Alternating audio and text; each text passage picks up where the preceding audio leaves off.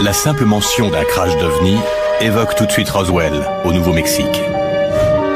C'est en effet l'incident impliquant un OVNI le plus célèbre de l'histoire.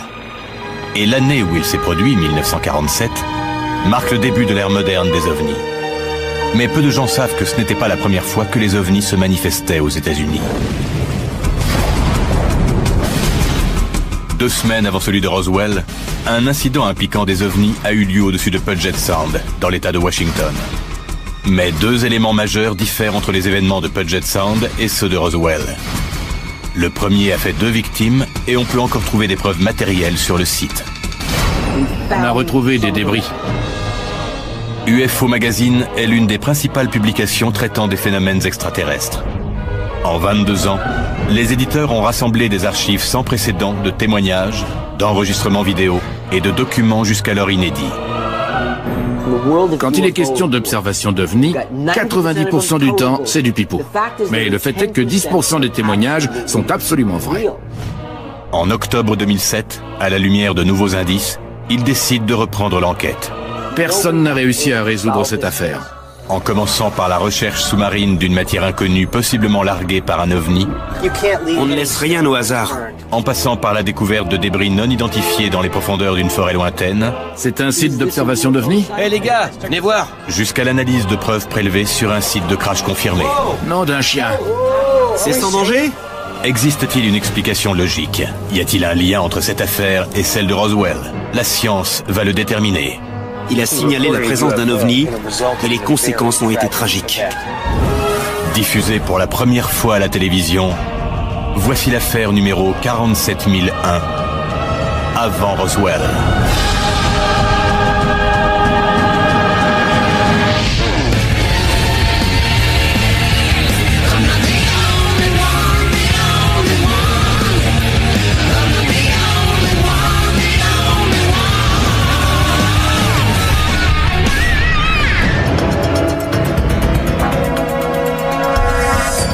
Nous sommes le 21 juin 1947, plus de 2 semaines avant l'incident de Roswell.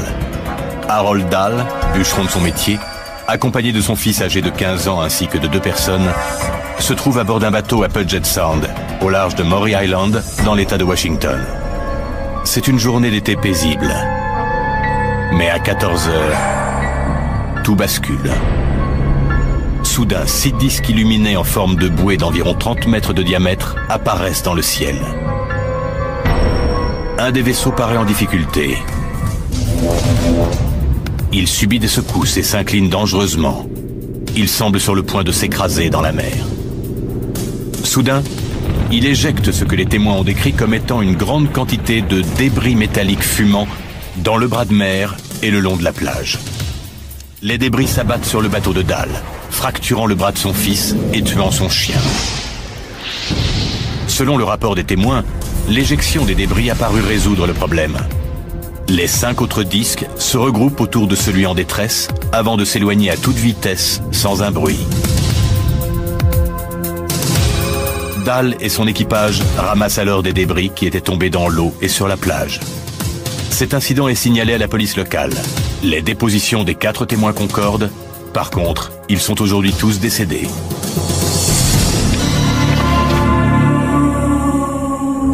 Pat? Ouais. Bonjour. Bonjour. Tu as tout? Tu es prêt à partir? Ouais, j'y suis presque. On a une affaire importante qui nous attend à Maury Island. Je m'appelle Bill Burns. Je suis l'éditeur du UFO Magazine, la seule revue sur les OVNI publiée sans interruption depuis 1986. J'enquête sur les OVNI depuis plus de 20 ans. On vient de progresser dans une affaire qui date de 60 ans et qui n'a jamais été résolue. C'est un mystère qui perdure ici depuis 6 décennies sur Maury Island. Maury Island, l'affaire qui a lancé l'ère moderne de l'observation d'OVNI. Je m'appelle Pat Oskert. Je contribue régulièrement à la rédaction du UFO Magazine. Mon boulot consiste à retrouver des documents et interroger les témoins. Maury Island, 2 semaines avant l'incident de Roswell. Un homme en bateau aperçoit 6 vaisseaux. Il largue des débris sur son bateau, blessant son fils, tuant son chien et endommageant son bateau. Mais il y a du nouveau dans l'affaire. 60 ans plus tard, on a retrouvé des débris. Pour la première fois, on a quelque chose à analyser en laboratoire. Je vais avoir besoin de photos, des mesures archéologiques, et ramenez-moi des échantillons du sol marin, de la plage, du site où l'engin a largué ses pièces. Apportez-moi des pièces de l'engin, du sol tout autour. J'analyserai tout ce que vous trouverez. Je suis le docteur Ted Ackworth. Je suis métrologue de précision. Je suis docteur en génie mécanique. J'étudie les données, j'effectue des analyses objectives afin d'arriver à une conclusion impartiale. Jeff, ton boulot consistera à nous accompagner sur le terrain. Pat plongera et toi, tu vas récolter des échantillons au sol et interviewer les témoins. Je vais prélever des échantillons du sol, des débris, et je les rapporterai au laboratoire. Je suis Jeffrey Tomlinson. Je fais des recherches sur la biologie planétaire et les phénomènes géologiques. Je mène l'enquête scientifique. À nous de jouer, les gars. Personne n'a jamais réussi à résoudre cette affaire en 60 ans, mais nous, on y arrivera. Puget Sound est un bras de mer regroupant une grande quantité de baies, de hauts fonds et d'îles, sur un total de 7300 km² de mer intérieure. L'équipe va se rendre au sud de Maury Island, plus précisément à 47 degrés 35 minutes de latitude nord et 122 degrés 46 minutes de longitude ouest, approximativement à 11 km au nord de Tacoma. Notre première tâche sera de tenter de retrouver certains des débris que l'OVNI a largués. Harold Dahl les a décrits comme étant des sortes de scories métalliques. Il a donné des indications très précises quant à l'emplacement de son bateau au moment de l'incident. Mon but est de plonger à Puget Sound, de fouiller le fond et de localiser certains débris. Les débris ou scories récupérés par Harold Dahl et son équipage ont été décrits comme étant des pierres sombres, semblables à de la lave solidifiée, mais avec des propriétés métalliques. Certaines personnes ont présumé qu'elles étaient liées au système de propulsion du disque. Lorsqu'un jet rencontre des difficultés, il largue du carburant afin d'alléger sa charge et de limiter les risques d'incendie lors d'un atterrissage d'urgence. Peut-être que ce disque mystérieux a suivi le même type de protocole. Tu crois que l'eau est froide? Elle a l'air glacée. Elle doit être à environ 10 degrés en surface. Ron Million, chercheur dans le domaine des ovnis, se joint à l'équipe pour aider à ratisser une zone aussi vaste. Pat va plonger à Puget Sound, à la recherche de débris. La zone de recherche s'étend sur approximativement 600 m² et peut atteindre jusqu'à 18 mètres de profondeur. On approche de la zone où l'incident a eu lieu à proximité de Maury Island. Selon les témoins, un engin spatial aurait largué des genres de scories dans l'eau et sur la plage. Je vais donc plonger à la recherche de preuves de cet incident. Les scories sont faites d'une sorte de métal fondu, c'est à peu près le même principe que la lave. Je pense que ça devait être du métal liquide qui a été éjecté du vaisseau lorsqu'il a survolé cette région et depuis, le métal solidifié ressemble peut-être à une roche. On a de bonnes raisons de croire qu'un authentique incident s'est produit ici. Il s'agissait même probablement d'un ovni. Il y a des chances que je trouve quelque chose, mais on ne peut pas s'avancer avant d'avoir effectué les recherches. L'équipe doit prendre en considération toutes les théories. Est-il possible que les objets volants non identifiés n'aient été en fait que des avions volants en formation? Je doute que c'était des avions. Premièrement, ils avaient la forme de bouée. Deuxièmement, ils ont largué quelque chose et les avions ne font pas ça. De plus, ils ont endommagé le bateau, tué le chien et fracturé le bras du garçon. Tout ça lors d'une journée ensoleillée dont les témoins auraient facilement identifié un avion par beau temps. Non, je suis pratiquement certain qu'il s'agissait bel et bien d'un ovni. Pour sa part, Pat se demande s'il y aura toujours des débris sur le site. Après 60 ans, je me demande si on a encore des chances de trouver des scories.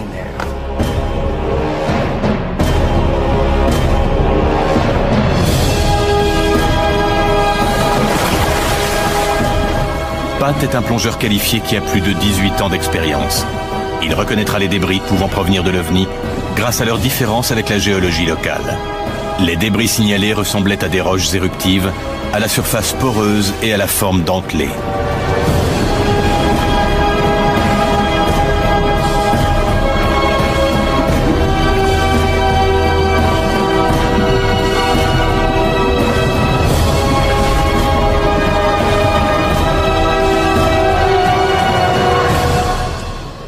Le revoilà. C'est vachement froid. Content de te revoir. Tu as trouvé des scories? J'ai prélevé des échantillons de sable. Et j'ai ramassé quelques pierres qui pourraient correspondre à ce qu'on cherche. On verra bien. Monte. Viens te réchauffer. J'en ai bien besoin. Fais remonter ta température corporelle à 36 degrés. J'ai aperçu des pierres au fond. Il est possible que ce soit des scories. Dans ce genre d'enquête, on ne laisse rien au hasard. À suivre. Ces débris ont-ils pu être largués par un ovni en 1947? La seconde hypothèse, c'est qu'ils transportaient des scories extraterrestres. Est-il possible que ces débris aient pu causer la mort de 2 militaires chargés d'enquêter sur la présence d'ovnis?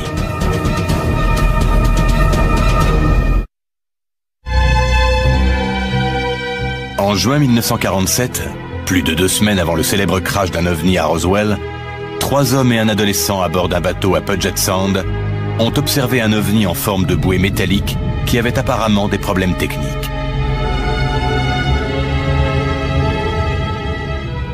Il a largué des scories de couleur sombre, semblables à des roches éruptives, pour ensuite s'éloigner à toute vitesse. À la lumière des témoignages d'Harold Dahl, le capitaine du bateau, l'équipe a localisé l'endroit où les débris auraient été largués en mer. Tu as prélevé des échantillons du sol.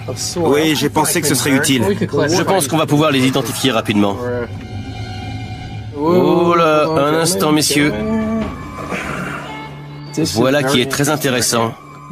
Si on regarde sa structure, la texture de la surface, ça correspond exactement à la description d'une roche éruptive. Regardez, si on la compare aux autres pierres qu'on retrouve dans l'échantillon du fond marin, ça ne fait aucun doute, elle est unique. Elle correspond parfaitement à la description qu'on retrouve dans le témoignage. L'équipe délaisse le site de plongée pour se concentrer sur la plage. Afin de bien ratisser tout le champ de débris, l'équipe divise la zone à l'aide d'une grille dont les cases font 1 mètre sur 1. Les hommes partiront du rivage en remontant vers les terres. T'as trouvé quelque chose, Bill? Un cristal plutôt intéressant, regarde. Je suis à la recherche de tout type de roche qui semblerait provenir d'un procédé de fusion métallique. Quelque chose qui, après avoir été soumis à une chaleur intense, s'est liquéfié et a été éjecté d'un ovni en forme de bouée pour ensuite tomber sur cette berge. À 90 mètres de la rive, Ron tombe sur un objet en forme de L d'une longueur approximative de 35 cm et qui semble correspondre à la description. J'ai trouvé quelque chose de très intéressant. Je crois que ça pourrait bien être un débris. Il va falloir l'analyser. Très intéressant.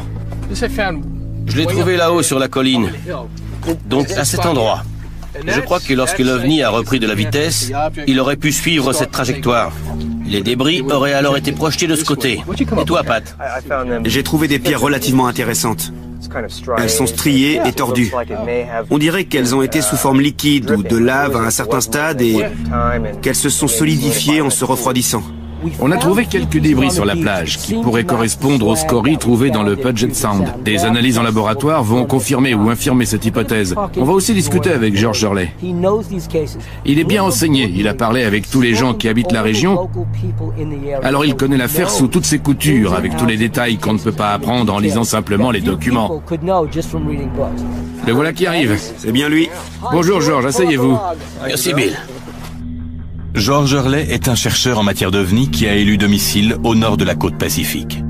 Si l'équipe a fait appel à lui, c'est parce qu'il a une connaissance encyclopédique de cette affaire et des événements qui s'en sont suivis. C'est la première fois que George Hurley parle publiquement de ses recherches concernant cette affaire. Un homme du nom d'Harold Dahl a vu ces objets ressemblant à des bouées aplaties dans le ciel. Ils avaient un diamètre d'environ 30 mètres avec une ouverture centrale d'environ 7 mètres. L'un d'eux s'est mis à larguer une grande quantité de débris depuis l'ouverture centrale. Ces objets étaient, paraît-il, incandescents, car ils ont entendu les débris grésiller lorsqu'ils sont tombés dans l'eau. Certains débris ont atteint son bateau, son fils dont le bras a été fracturé, et son chien qui en est mort. Selon Hurley, l'armée de l'air a eu vent du témoignage d'Harold Dahl. 2 officiers du service des renseignements ont alors été assignés à la récupération des débris provenant de l'OVNI. Les officiers du service de renseignement de l'armée de l'air sont arrivés sur les lieux et on leur a remis une boîte contenant certains fragments. Ils ont montré un peu de réticence, mais ils ont fini par la prendre pour la ramener à la base. Alors le B-25 s'est envolé et a mis le cap sur où? Hamilton? La base aérienne d'Hamilton en Californie. Ils ont décollé à l'aérodrome de McCord en direction du sud. Ils ont atteint les 3000 mètres d'altitude. Et c'est à 3000 mètres que les ennuis ont commencé? Oui. D'après les dossiers officiels de l'armée de l'air, le 1er août 1947, soit 40 jours après l'incident, Harold Dahl a affirmé que 2 officiers des renseignements militaires étaient venus chercher les débris que ces hommes et lui avaient récupérés. Les officiers ont chargé les fragments à bord de leur bombardier B-25 qui a décollé de la base aérienne de McCord à Tacoma dans l'État de Washington en destination de la base aérienne d'Hamilton dans le nord de la Californie.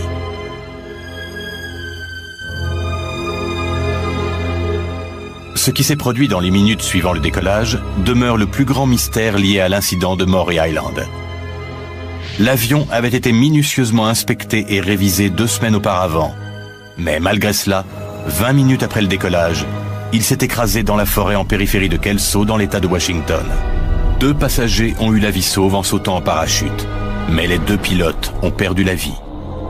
Selon les rapports officiels de l'armée de l'air, un incendie s'est déclaré dans une boîte de raccordement interne. Mais certains chercheurs d'OVNI croient que les débris qui se trouvaient dans la soute pourraient être à l'origine d'une série d'événements qui auraient contribué au crash de l'avion. Je crois qu'on n'a plus rien à faire ici. Allons à Kelso, on va procéder à une recherche détaillée sur l'endroit où l'avion s'est crashé.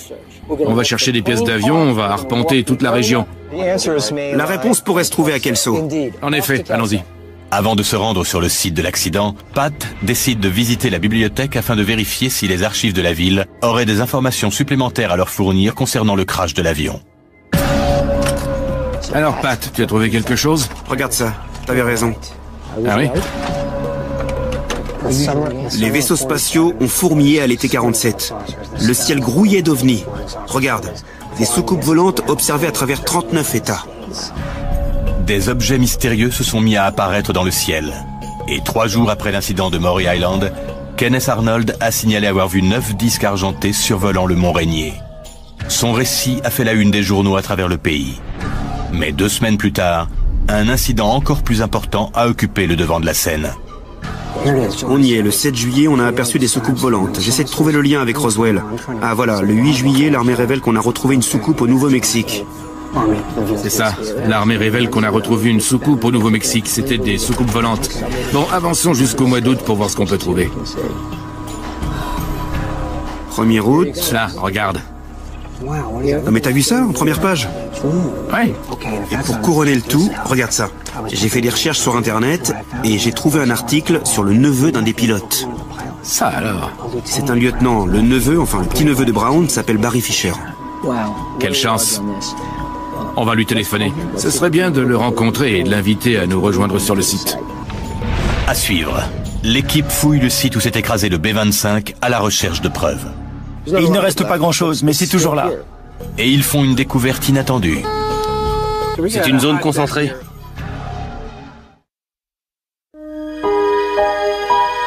Le 1er août 1947, suite au rapport d'un incident impliquant un OVNI, 2 officiers des services de renseignement décollent à bord d'un bombardier B-25 transportant de mystérieux débris métalliques provenant d'un soi-disant OVNI. Les débris étaient attendus à la base militaire d'Hamilton pour être analysés. Mais 20 minutes seulement après le décollage, un incendie d'origine inconnue se déclare à bord de l'appareil. L'un des survivants, qui a échappé à une mort certaine en sautant en parachute, a affirmé que le feu était si intense et s'était répandu si rapidement que toute tentative de l'éteindre aurait été vaine. Cet incendie pourrait-il être lié aux échantillons des mystérieux débris que l'avion transportait? L'équipe d'UFO Magazine entreprend d'examiner l'épave de l'avion qui s'est écrasé afin d'établir s'il existe un lien entre l'accident et la présence d'OVNI au large de Maury Island. On est parti de Maury Island afin de venir ici à Kelso. On enquête sur le crash d'un B-25 qui s'est produit dans cette région. Cette affaire est déconcertante. Est-ce par pure coïncidence si plusieurs personnes ont rapporté avoir vu des ovnis et qu'ensuite, les officiers chargés d'enquêter sur l'incident sont morts dans un accident d'avion? On espère obtenir des réponses aujourd'hui. On verra bien. On y est, les gars. Bonjour, Garth Baldwin. Content de vous voir, monsieur Baldwin. Comment allez-vous? Garth Baldwin est un archéologue de l'État de Washington, doublé d'un expert en topographie connaissant parfaitement l'histoire de la région de Kelso. Pour la première fois, l'équipe va pouvoir examiner l'endroit où s'est écrasé l'avion. Si les dires sont exacts, le site pourrait contenir des débris d'OVNI. Nous sommes dans la vallée de Gobble Creek, où l'avion s'est écrasé. L'aile gauche est tombée dans la vallée de ce côté, si ça vous dit d'aller jeter un œil. Bien sûr, oui. En tant qu'archéologue, Garth va nous aider à fouiller la zone. Il faut faire une enquête des plus exhaustives. On fait appel à des professionnels et dans ce cas précis, on a la meilleure personne pour examiner le site de l'épave. C'est là que l'aile gauche est tombée. Elle s'est détachée suite au feu qui s'est déclaré dans le moteur. L'avion a donc commencé par perdre une aile, et j'imagine que lorsque cette aile est tombée, le poids du second moteur a entraîné l'avion dans sa chute. Ça a fait un effet de catapulte, et l'avion s'est écrasé par là-bas. Le site de l'accident est juste derrière ces arbres. Vers 2h20 du matin, l'avion qui venait du nord-nord-est s'est écrasé à Gobble Creek. La zone de débris pourrait s'étendre jusqu'à 300 mètres du point d'impact. Le B-25 transportait des scories mystérieuses provenant de Maury Island. Voilà le lien. S'il ne s'était rien passé au large de Maury Island, s'il n'y avait pas eu de débris, si l'incident n'avait pas eu lieu, alors pourquoi ces officiers se seraient-ils donné la peine de transporter des fragments à bord de leur B-25 ? Durant les semaines qui ont suivi l'accident, plus de 300 bénévoles ont ramassé la majeure partie des débris dans le cadre d'une opération militaire. Ce qui rend cet accident si intrigant, c'est que les circonstances entourant le crash ont été diffusées dans la presse.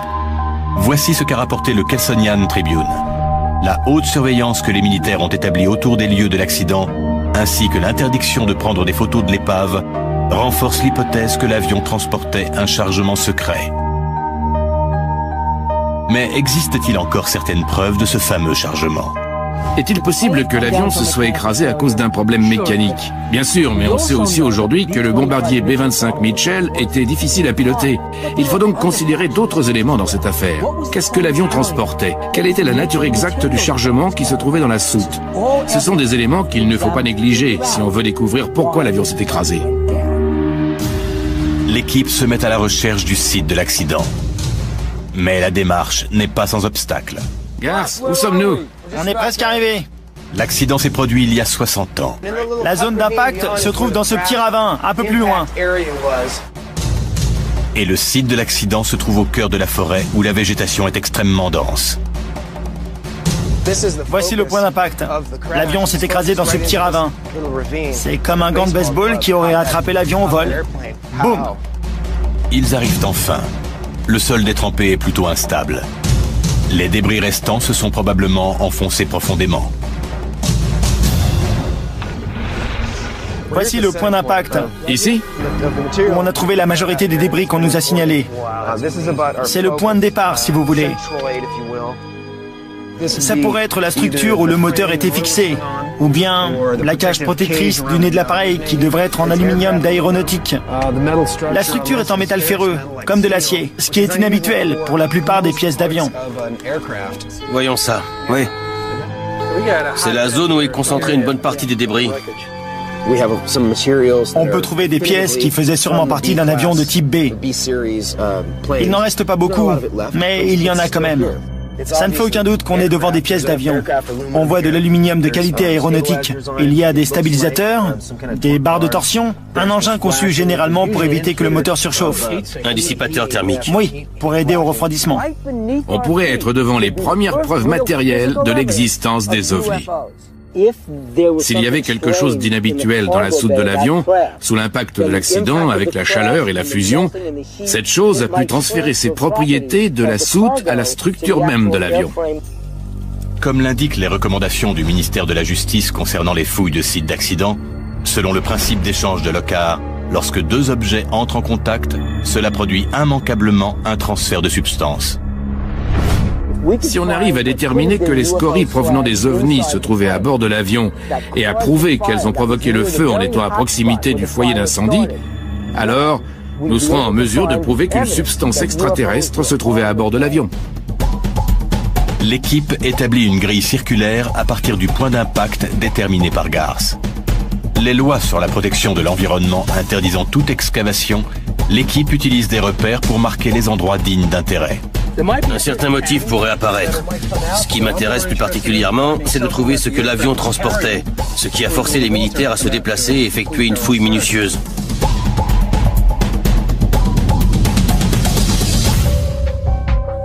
Et les gars, venez voir, il y a du caoutchouc. C'est de l'isolation ou un pneu?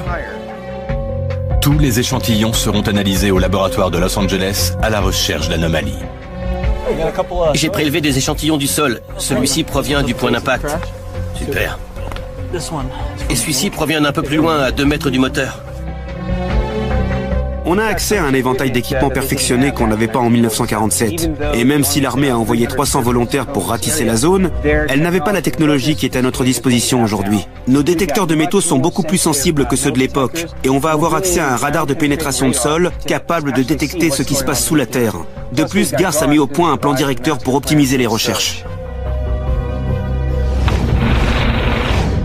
Le système de radar à pénétration de sol arrive à sonder jusqu'à environ 7 mètres de profondeur. Le système envoie et reçoit des signaux qui lui permettent de reproduire une image souterraine en 3 dimensions du site. Rob Shaw, un expert en imagerie de géoradar, sera aux commandes du système de radar à pénétration de sol. Ce système va permettre à l'équipe de voir ce qui se trouve sous le sol de la forêt. L'équipe s'est dit que si les débris ont brûlé à une température extrêmement élevée, ils ont pu s'enfoncer très profondément dans le sol et se trouver hors de portée des détecteurs de métaux. Après avoir collecté toutes les données et les avoir enregistrées sur un disque dur, quelle est l'étape suivante? Lorsqu'on scanne, on reçoit 2 fichiers. Ensuite, on assemble ces 2 fichiers afin d'obtenir une image en 3 dimensions. Le radar à pénétration de sol scanne chaque endroit à 2 reprises en modifiant légèrement l'angle d'orientation. Ensuite, le programme informatique assemble les 2 images, obtenant ainsi une représentation en 3 dimensions de ce qui se trouve sous la surface.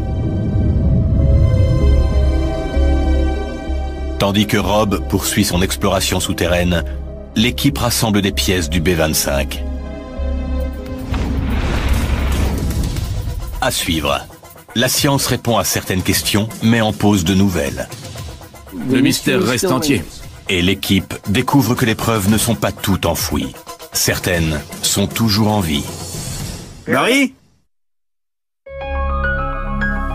L'équipe du UFO Magazine ratisse un site de crash pouvant contenir des débris d'ovnis en périphérie de Kelso dans l'État de Washington. Elle a établi une grille de recherche et scanné le terrain à l'aide d'un radar à pénétration de sol. Vu qu'on n'a pas le droit de creuser dans le sol, on va faire une radiographie en quelque sorte. Les images obtenues à l'aide du radar sont peu concluantes, du fait de la densité de la végétation et du terrain inégal. Il faut avouer que les données obtenues à l'aide du RPS, le radar à pénétration de sol, sont peu concluantes. En fait, sur ce type de terrain, c'est très difficile de manipuler l'appareil. De plus, le sol est détrempé.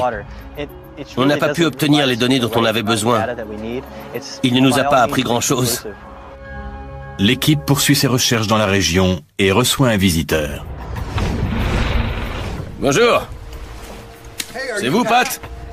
Barry Fisher est le petit-neveu du pilote de l'armée de l'air Frank Brown, un des officiers qui a perdu la vie dans le crash du B-25. Ravi de vous rencontrer. Merci d'être venu. Enchanté. Je vous ai apporté les photocopies des documents dont on a parlé au téléphone. Formidable. Tenez, voilà les photos. C'était donc votre oncle? C'était mon grand-oncle. Grand-oncle. Frank Brown. Et en effectuant ses recherches, il a fait une étrange découverte. De quoi traite cet article? Eh bien, c'est quelque chose que je viens tout juste de trouver. J'ignore sa provenance exacte, mais il y a son numéro de matricule sur l'entête. Ce qui est étrange, c'est que malgré son titre officiel de sous-lieutenant au sein du service des renseignements, il était en réalité agent du contre-espionnage. Intéressant. Barry lui annonce alors quelque chose d'encore plus surprenant. Lorsqu'on a retrouvé son corps, on a remis ses plaques d'identification militaire à quelqu'un du nom de Kenneth Arnold. On s'attendrait à ce qu'elle soit remise à l'armée ou à un proche parent. Kenneth Arnold a été l'un des premiers à voir un ovni survolant le mont Rainier. Mais je ne comprends pas pourquoi on lui aurait remis les plaques de votre grand-oncle. Harold Dahl a vu les disques au-dessus de Maury Island le 21 juin 1947. 3 jours plus tard, le 24 juin, les soucoupes volantes sont aperçues à 80 km de là, cette fois par Kenneth Arnold. Sa description de 9 ovnis en forme de disques brillants survolant le mont Rainier a électrisé le pays. Son témoignage a été publié dans les journaux un peu partout, faisant de lui le premier expert officieux en ovnis.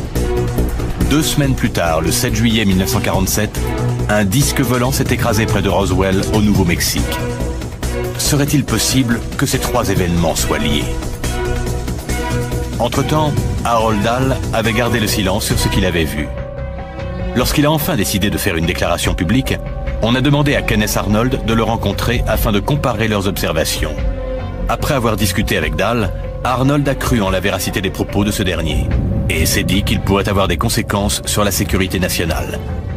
Arnold a alors contacté les services de renseignement militaire qui se sont rendus à Maury Island afin de récupérer les débris provenant de l'OVNI. Mais qui était donc Kenneth Arnold? Pourquoi avait-il la charge d'enquêter sur les observations d'OVNI? Suite à l'expérience de Kenneth Arnold, tout le pays s'est enflammé pour les OVNI. Une semaine plus tard, l'armée a publié la nouvelle du crash d'un disque volant et de sa récupération près de Roswell, au Nouveau-Mexique. L'armée a ainsi validé les affirmations de Kenneth Arnold. En tant que premier témoin du pays, Kenneth Arnold s'est vu chargé d'enquêter sur les observations d'OVNI. Suite à la mort de Frank Brown, le lieutenant et pilote, ces plaques d'identification ont été remises à Arnold. Plus on établit de liens entre l'affaire Kelso et celle de Maury Island, plus on est enclin à se demander pourquoi l'armée de l'air a envoyé 2 agents du contre-espionnage pour enquêter sur cette affaire. Et pourquoi ont-ils rapporté des débris provenant de l'OVNI? Craquant sous la pression, Harold Dahl s'est rétracté devant le FBI le 7 août 1947. Mais Dahl a persisté à croire, et ce jusqu'à sa mort, qu'il avait bel et bien vu des ovnis. On n'a jamais obtenu de réponse satisfaisante et ça a laissé une plaie ouverte dans l'histoire de ma famille. J'espère qu'à l'aide de votre travail, la boucle sera enfin bouclée. Ce n'est pas seulement sur Internet ou dans un livre traitant des ovnis, c'est un événement qui a réellement eu lieu. Quoi qu'ait vraiment vu Harold Dahl, il a affirmé que c'était un ovni, et les conséquences ont été tragiques.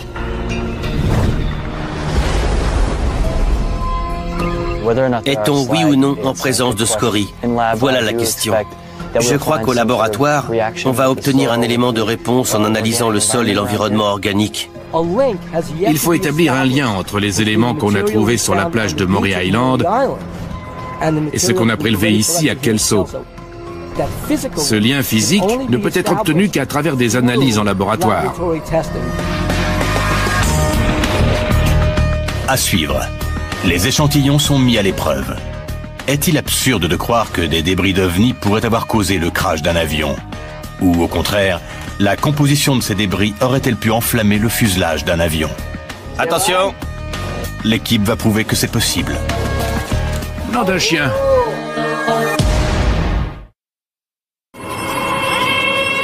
En octobre 2007, les échantillons en main, l'équipe arrive à Los Angeles dans le laboratoire du Dr Sam Iyengar, chercheur. À l'aide d'équipements analytiques à la pointe de la technologie, il tentera de déterminer la cause du crash du B-25. On est au milieu des collines majestueuses d'Orange County, devant le laboratoire du Dr Sam. On a apporté beaucoup d'éléments prélevés à Kelso dans le but de les faire analyser. On a des échantillons de terre dans lesquels on va chercher des signes d'anomalie. On a aussi apporté un joint de caoutchouc provenant du réservoir d'essence du B-25. On cherche à déterminer si un problème technique, comme un feu électrique, dont l'un des techniciens avait parlé, pourrait être à l'origine de l'explosion du réservoir d'essence et par extension la cause du crash du B-25. L'expert scientifique, Ted Ackworth, a rejoint l'équipe. Il vient tout juste de terminer les analyses des échantillons de débris d'OVNI provenant de Maury Island. Pat a plongé au large de Maury Island, dans l'état de Washington, et la majorité des roches qu'il a trouvées ressemblaient à ça, c'est-à-dire des roches sédimentaires. On les retrouve partout dans cette région. Puis, il a trouvé quelque chose de plus intéressant, et j'imagine que cette découverte l'a enthousiasmé. Il s'agit de cet échantillon. Il est très léger. On voit tout de suite que cette roche diffère de celle qu'on trouve habituellement dans la région, de par sa couleur et son poids. On voit des petites bulles, une texture en vésicule, qu'on peut retrouver sur des morceaux de métal qu'on a chauffés ou aérés. Donc, cette scorie aurait pu être un morceau de métal qui a été chauffé, qui a fondu et qui a été largué depuis l'OVNI. En réalité, c'est une roche éruptive. C'est une roche qui a été formée par une activité volcanique. La roche éruptive se trouve dans le manteau et elle est projetée à la surface lors d'une éruption. Je ne crois pas que ce soit une scorie extraterrestre, mais je comprends pourquoi Pat a pu être tenté de le croire. En quête de réponse, l'équipe se dirige vers le laboratoire. Salut Sam, ça va? Content de te revoir. Je vous présente le docteur Sam Iyengar. Le docteur Iyengar va analyser les échantillons de l'épave à la recherche d'anomalies. C'est la première fois qu'on utilise une telle précision scientifique pour une enquête sur un ovni. On va mesurer ces échantillons et voir si on y trouve une anomalie, une chose inexplicable. On avait plusieurs échantillons de terre du site de l'accident. On avait un morceau de métal, de l'aluminium je crois, et un morceau de caoutchouc, qui pourrait être un fragment de l'avion.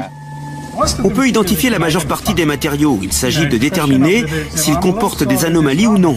On a effectué plusieurs tests métallurgiques conventionnels conformes à l'industrie, des radiographies. On s'apprête à bombarder l'échantillon de lumière infrarouge. Pour évaluer les vibrations moléculaires. On a mesuré les diffractions au rayon X.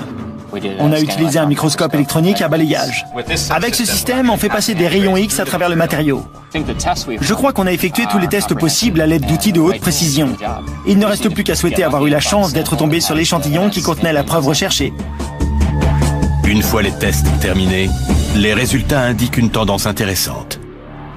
J'ai pris un échantillon du côté sectionné du morceau d'aluminium et je l'ai analysé par diffraction.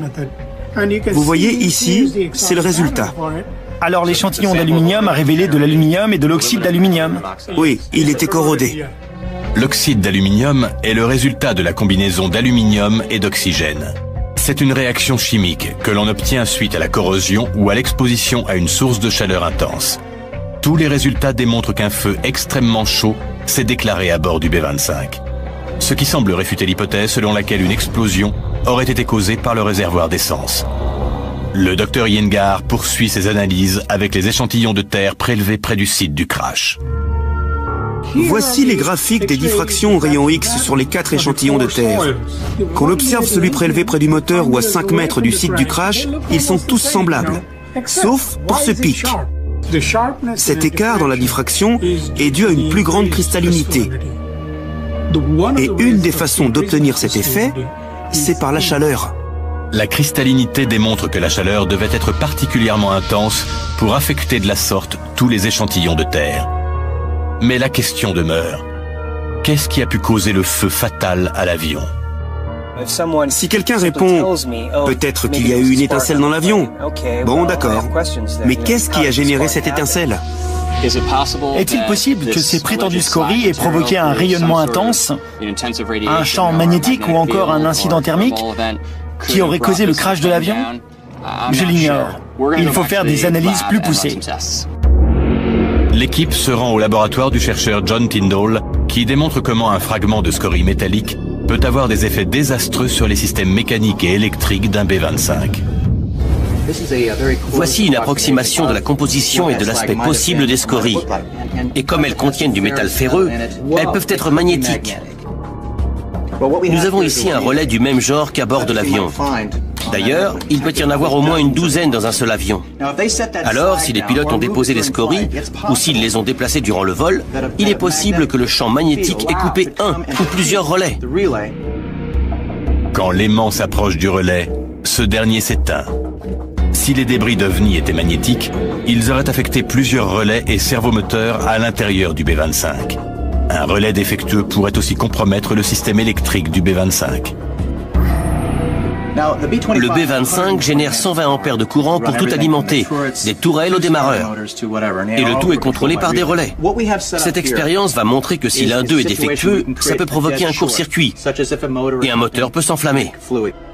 On va faire passer 120 ampères à travers un circuit de 20 ampères? Est-ce que le circuit va tenir le coup? Eh bien, à vous de juger. Comme vous voyez, le fil s'est vaporisé. John a une dernière théorie. Il a démontré comment des scories magnétiques auraient pu affecter les systèmes mécaniques et électriques de l'avion. Mais serait-il possible que la composition même des scories ait causé le crash de l'avion?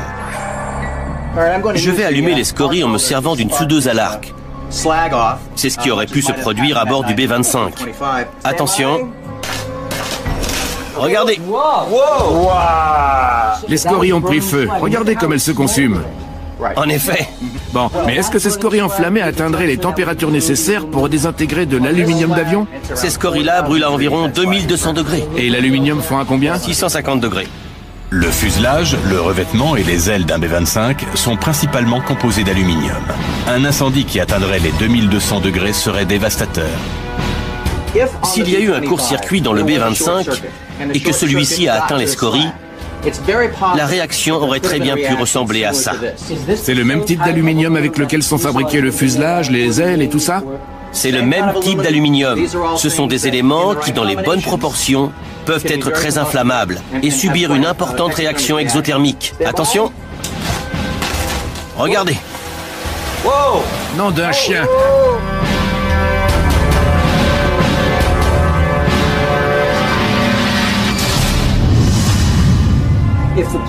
Si l'avion transportait des scories et qu'un feu électrique atteignant les 2200 degrés s'était déclaré, voici ce qu'il resterait du fuselage. L'incendie était différent d'un feu ordinaire ou d'un feu causé par de l'essence parce que l'avion a été chauffé à blanc. Ça aurait traversé n'importe quel métal, tout en causant d'importants dommages à l'avion. C'est une chose d'émettre une hypothèse, et c'en est une autre de voir le résultat de ses propres yeux. Les scories sont inflammables. Elles peuvent se consumer et provoquer une explosion capable de brûler du métal et être en cause dans le crash d'un B-25. Donc, une des éventualités, c'est que des débris d'OVNI ont pu causer cet accident.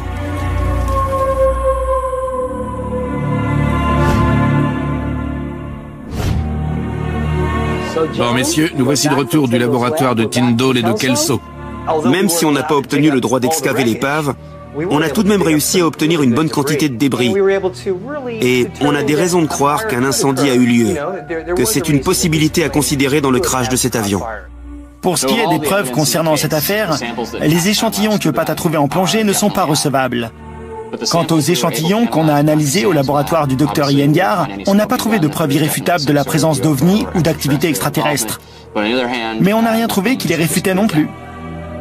Personne ne s'était jamais aventuré sur ce site depuis 60 ans, après que les militaires ont tout nettoyé.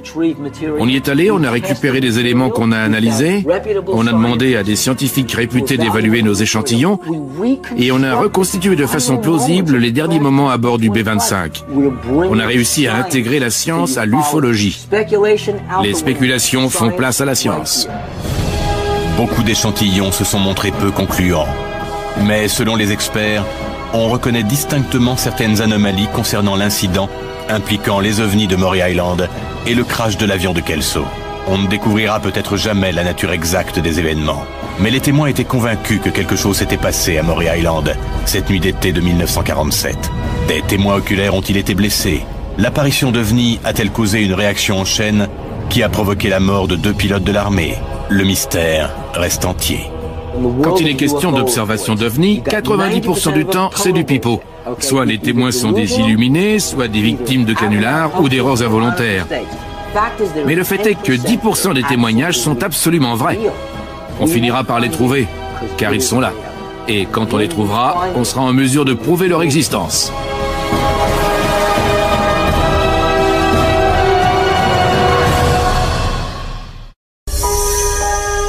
La simple mention d'un crash d'OVNI évoque tout de suite Roswell, au Nouveau-Mexique. C'est en effet l'incident impliquant un OVNI le plus célèbre de l'histoire. Et l'année où il s'est produit, 1947, marque le début de l'ère moderne des OVNI. Mais peu de gens savent que ce n'était pas la première fois que les OVNI se manifestaient aux États-Unis. 2 semaines avant celui de Roswell, un incident impliquant des ovnis a eu lieu au-dessus de Puget Sound, dans l'État de Washington. Mais 2 éléments majeurs diffèrent entre les événements de Puget Sound et ceux de Roswell. Le premier a fait 2 victimes et on peut encore trouver des preuves matérielles sur le site. On a retrouvé des débris. UFO Magazine est l'une des principales publications traitant des phénomènes extraterrestres. En 22 ans, les éditeurs ont rassemblé des archives sans précédent de témoignages, d'enregistrements vidéo et de documents jusqu'alors inédits. Quand il est question d'observation d'OVNI, 90% du temps, c'est du pipeau. Mais le fait est que 10% des témoignages sont absolument vrais. En octobre 2007, à la lumière de nouveaux indices, ils décident de reprendre l'enquête. Personne n'a réussi à résoudre cette affaire. En commençant par la recherche sous-marine d'une matière inconnue possiblement larguée par un ovni, On ne laisse rien au hasard. en passant par la découverte de débris non identifiés dans les profondeurs d'une forêt lointaine, C'est un site d'observation d'OVNI? Hé les gars, venez voir. jusqu'à l'analyse de preuves prélevées sur un site de crash confirmé. Nom d'un chien. C'est sans danger? Existe-t-il une explication logique? Y a-t-il un lien entre cette affaire et celle de Roswell? La science va le déterminer. Il a signalé la présence d'un ovni et les conséquences ont été tragiques. Diffusée pour la première fois à la télévision, voici l'affaire numéro 47001, avant Roswell.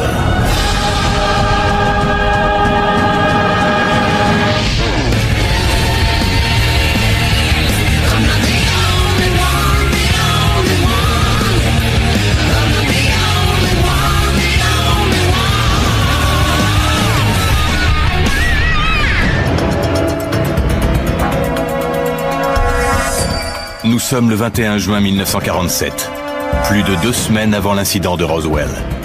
Harold Dahl, bûcheron de son métier, accompagné de son fils âgé de 15 ans ainsi que de 2 personnes, se trouve à bord d'un bateau à Puget Sound, au large de Maury Island, dans l'État de Washington. C'est une journée d'été paisible. Mais à 14 heures, tout bascule. Soudain, 6 disques illuminés en forme de bouée d'environ 30 mètres de diamètre apparaissent dans le ciel. Un des vaisseaux paraît en difficulté. Il subit des secousses et s'incline dangereusement. Il semble sur le point de s'écraser dans la mer. Soudain, il éjecte ce que les témoins ont décrit comme étant une grande quantité de débris métalliques fumants dans le bras de mer et le long de la plage. Les débris s'abattent sur le bateau de Dahl, fracturant le bras de son fils et tuant son chien. Selon le rapport des témoins, l'éjection des débris a paru résoudre le problème. Les 5 autres disques se regroupent autour de celui en détresse avant de s'éloigner à toute vitesse sans un bruit. Dahl et son équipage ramassent alors des débris qui étaient tombés dans l'eau et sur la plage. Cet incident est signalé à la police locale. Les dépositions des 4 témoins concordent. Par contre, ils sont aujourd'hui tous décédés.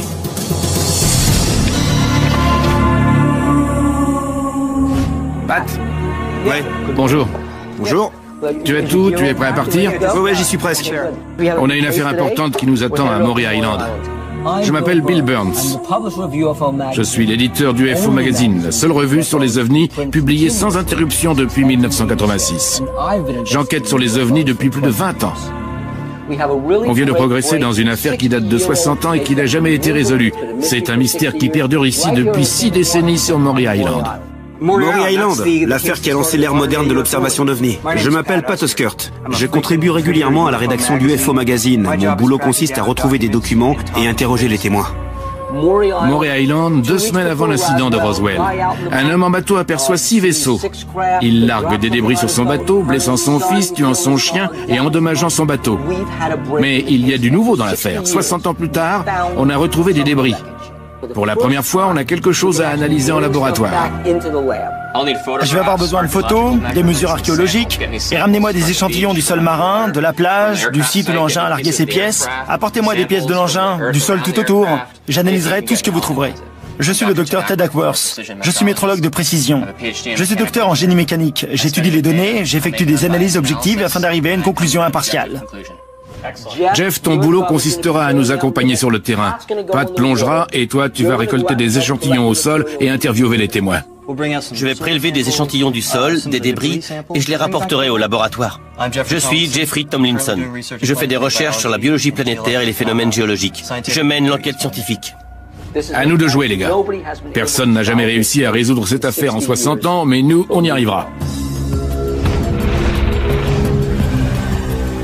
Puget Sound est un bras de mer regroupant une grande quantité de baies, de hauts fonds et d'îles, sur un total de 7300 km² de mer intérieure.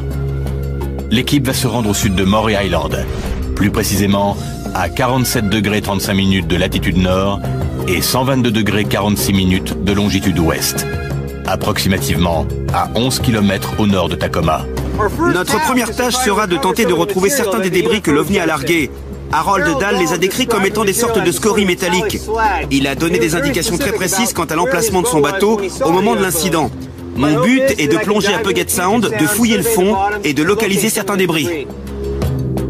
Les débris ou scories récupérés par Harold Dahl et son équipage ont été décrits comme étant des pierres sombres, semblables à de la lave solidifiée, mais avec des propriétés métalliques. Certaines personnes ont présumé qu'elles étaient liées au système de propulsion du disque. Lorsqu'un jet rencontre des difficultés, il largue du carburant afin d'alléger sa charge et de limiter les risques d'incendie lors d'un atterrissage d'urgence. Peut-être que ce disque mystérieux a suivi le même type de protocole.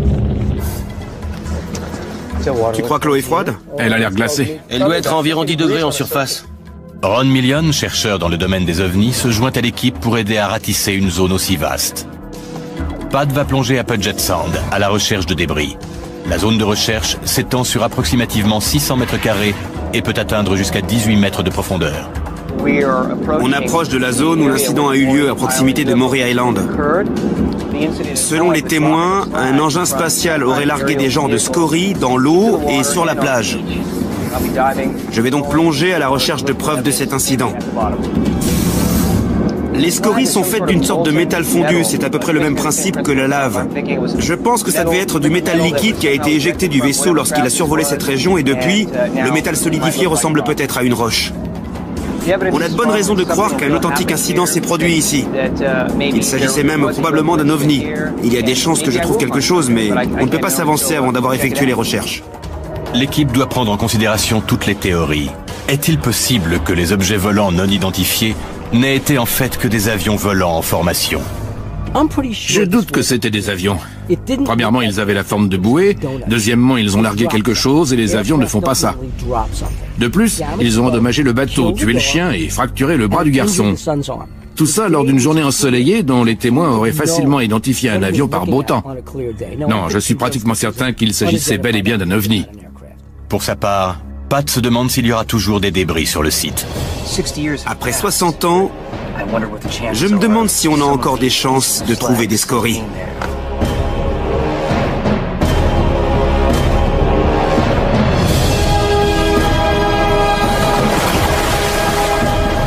Pat est un plongeur qualifié qui a plus de 18 ans d'expérience.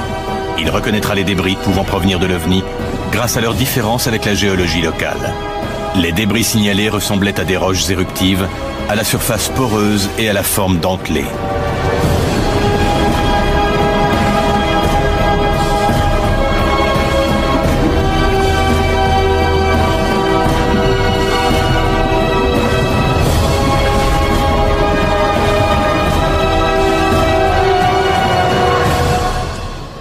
Le revoilà. C'est vachement froid. Content de te revoir. Tu as trouvé des scories? J'ai prélevé des échantillons de sable. Et j'ai ramassé quelques pierres qui pourraient correspondre à ce qu'on cherche. On verra bien. Monte. Viens te réchauffer. J'en ai bien besoin. Fais remonter ta température corporelle à 36 degrés. J'ai aperçu des pierres au fond. Il est possible que ce soit des scories. Dans ce genre d'enquête, on ne laisse rien au hasard. À suivre. Ces débris ont-ils pu être largués par un ovni en 1947? La seconde hypothèse, c'est qu'ils transportaient des scories extraterrestres. Est-il possible que ces débris aient pu causer la mort de 2 militaires chargés d'enquêter sur la présence d'ovnis?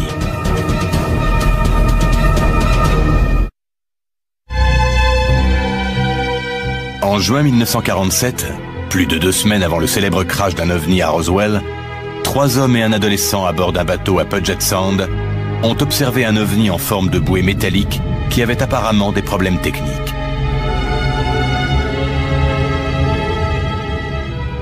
Il a largué des scories de couleur sombre, semblables à des roches éruptives, pour ensuite s'éloigner à toute vitesse.